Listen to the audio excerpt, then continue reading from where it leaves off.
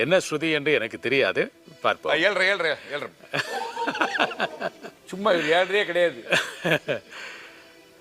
தென்பாண்டி சீமையிலே தேரோடும் வீதியிலே வான் போல வந்தவனே யாரடித்தாரோ யாரடித்தாரோ யாரடித்தாரோ வளரும் பிறையே தேயாதே இனியும் அழுதா தாங்காதே அழுதாம் மனசு தாங்காதே அழுதாம் மனசு தாங்காதே தென்பாண்டி சீமையிலே தேரோடும் வீதியிலே வான் போல வந்தவனே யாரடித்தாரோ யாரடித்தாரோ யாரடித்தாரோ.